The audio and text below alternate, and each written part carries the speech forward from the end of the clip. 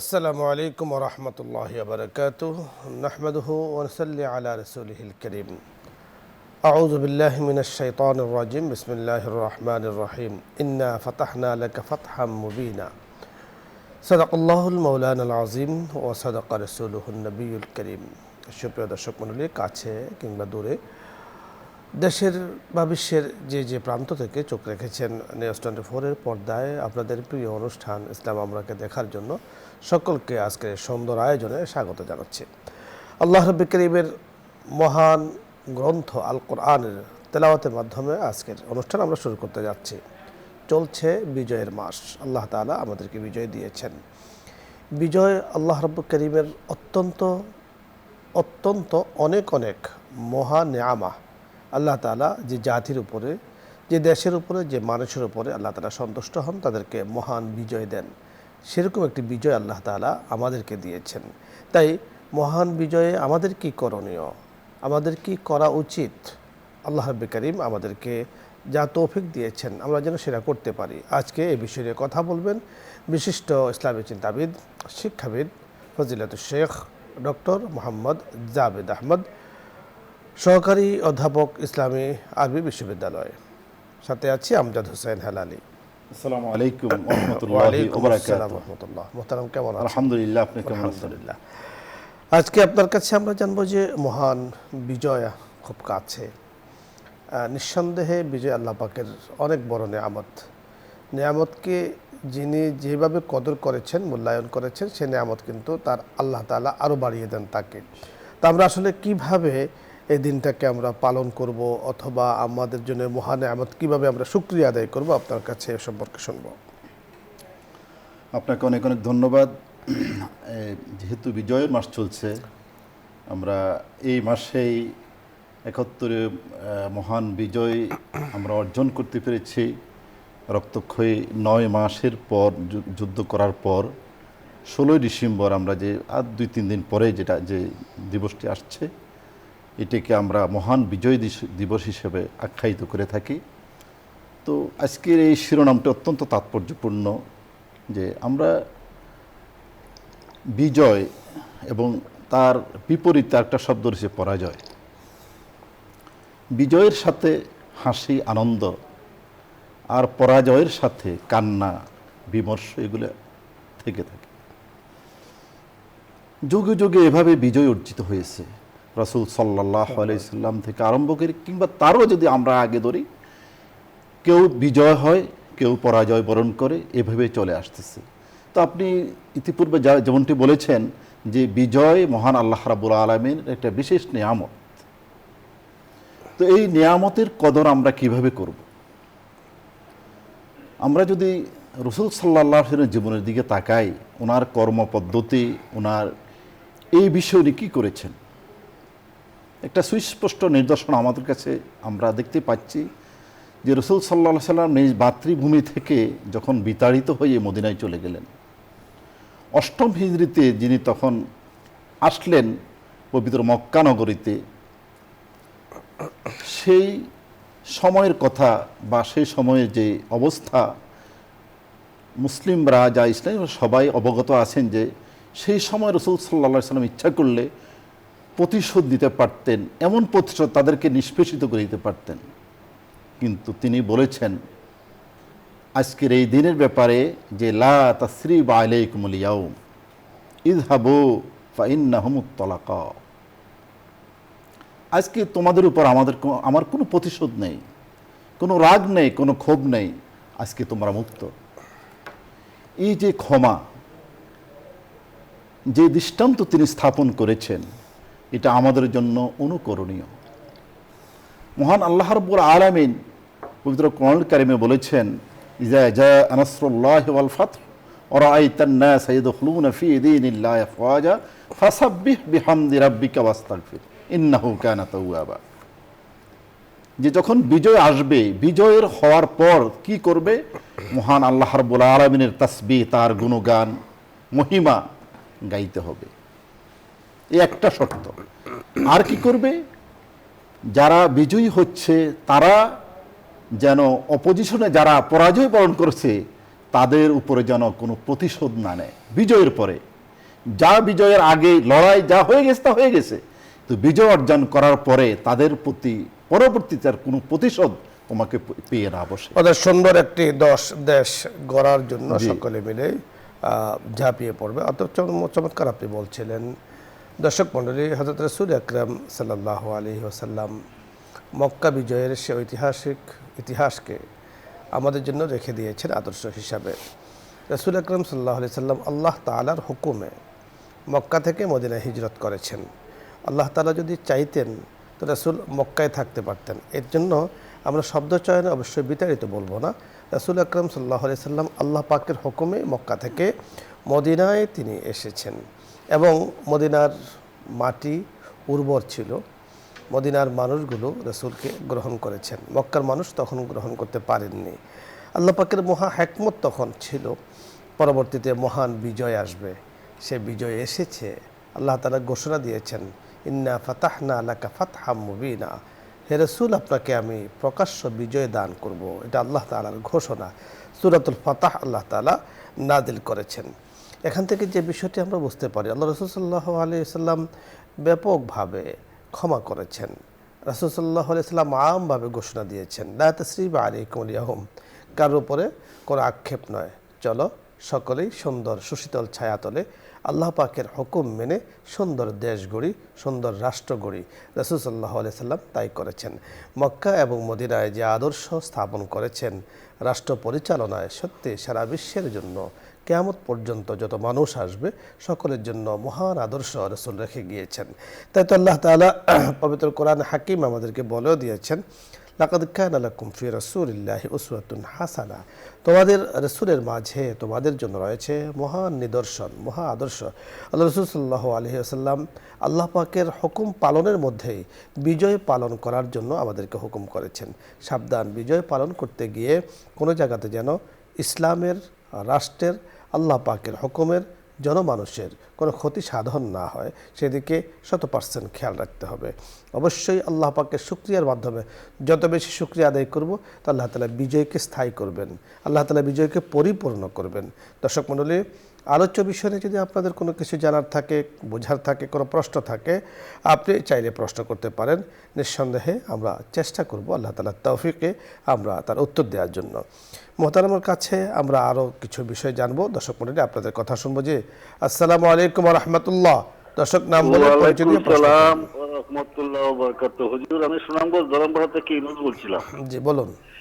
হুজুর, সম্মানিত আলোচক যে আলোচনা করতেছিলেন, রাসূলুল্লাহ সাল্লাল্লাহু আলাইহি ওয়াসাল্লামের উদ্দেশ্য এবং যে ছিল সেটা হলো মানুষের কল্যাণ এবং মানুষের দিনের মধ্যে আনায়াম করা। কিন্তু আমাদের যে বিজয়, সেটা তো ব্যক্তির স্বার্থ, নিজেকে ক্ষমতা কিভাবে কুটিগত করা যায়, সেটাই উদ্দেশ্য ছিল। আজ পর্যন্ত আমরা যারা আপনার 30 লক্ষ শহীদ হইলেন, তাদের যারা বাপ হারাইলো, মা হারাইলো, তাদের কিন্তু কিছু করা হয় না। কিন্তু আজকে যারা মুক্তিযোদ্ধা কোটা হয়ে যায়, তাদের মেধা নাই, হ্যাঁ, এই 10 পায়া হয় চাকরি হয়ে যায়, একজন 30 পায়া চাকরি হয়ে যায়, তাহলে কি ওইটা আর এটা সামঞ্জস্য কোনো বহন করে?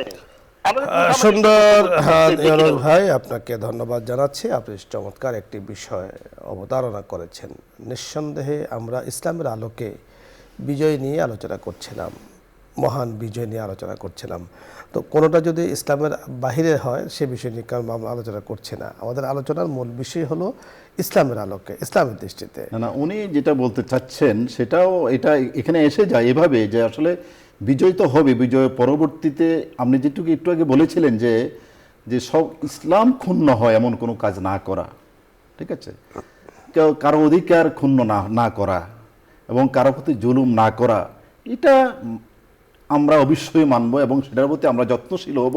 বিজয়ের পরে আমরা যাতে মানুষের অধিকার নিয়ে, দেশ নিয়ে, মানব কল্যাণে কাজ করতে পারি, সেদিকে আমাদের করা উচিত। নিঃসন্দেহে কেউ যদি গর্হিত কোনো কাজ করে তার দায়ভার তো রাষ্ট্রে নেবে না, তার দায়ভার তাকেই নিতে হবে। আমরা কিন্তু বলেছিলাম রাসূল সাল্লাল্লাহু আলাইহি সাল্লাম মক্কা বিজয় যখন করেছেন তখন বলেছেন যারা আবু সুফিয়ানের ঘরে তখন ইসলাম গ্রহণ করেননি, ঘরে প্রবেশ করবে তারা নিরাপদ। এবং বলেছেন যারা দরজা না খুলবে তারা নিরাপদ, শিশু নারী তারা নিরাপদ। রাসূল আকরাম সাল্লাল্লাহু আলাইহি ওয়াসাল্লামের এই যে আমভাবে ঘোষণা দিয়েছেন, এখানে মুসলিম অমুসলিম সকলের জন্য এই ঘোষণা ছিল।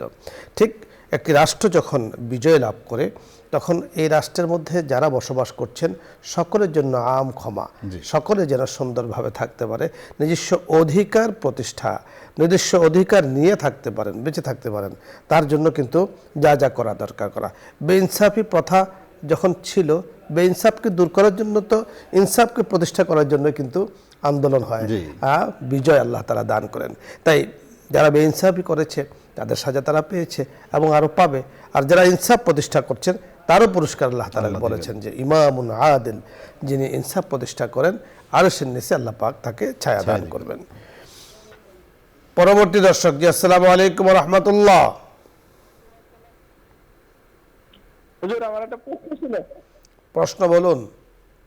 হুজুর, এই আমি শাহজালাল মাজার জিয়ারত করে আমি আল্লাহর কাছে কিছু চাইতে পারবো তার উসিলা দিয়া?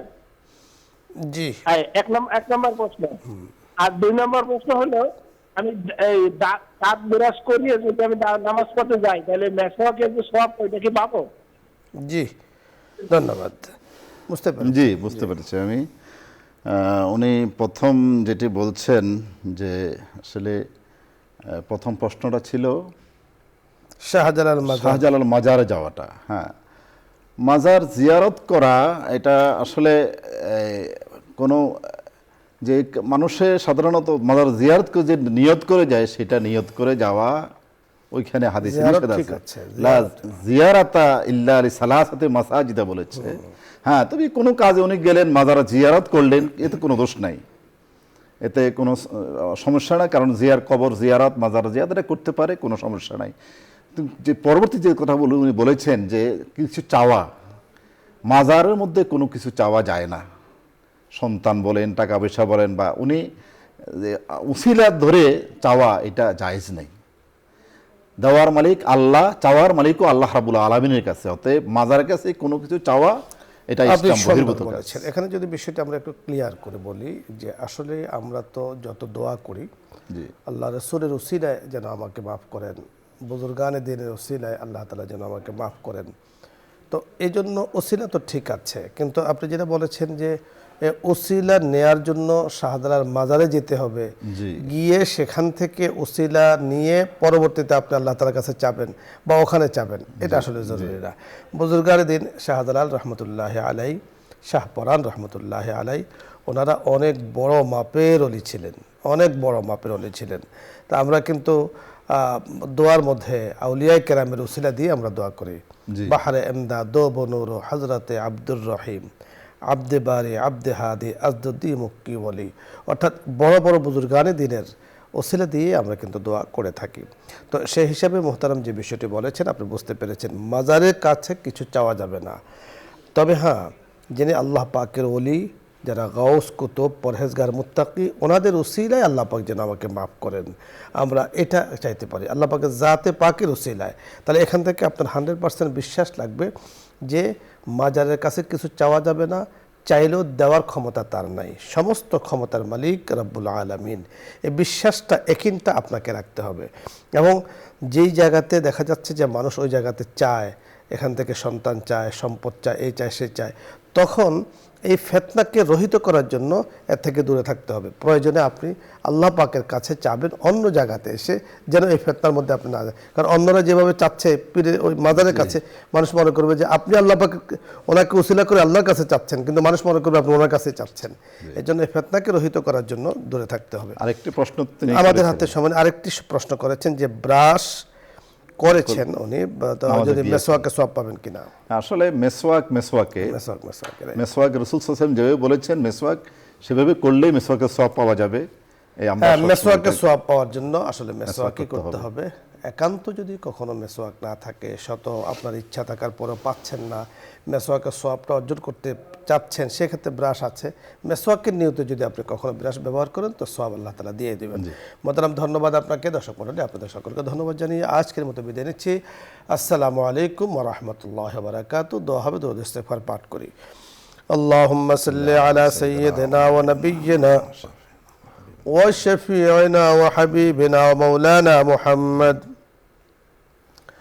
صلى الله عليه وعلى آله وأصحابه وبارك وسلم أستغفر الله ربي من كل ذنب وأتوب إليه لا حول ولا قوة إلا بالله العلي العظيم الحمد لله رب العالمين والصلاة والسلام على سيد الأنبياء والمرسلين وخاتم النبيين وعلى آله وأصحابه أجمعين ربنا ظلمنا أنفسنا وإن لم تغفر لنا وترحمنا لنكونن من الخاسرين رب ارحمهما كما ربياني صغيرا رب ارحمهما كما ربياني صغيرا नमो मिन है नमो मिन की अमीरी रहा सोफी गए रोशन दमीरी खुदा से फिर वही कल्बो नजर मांग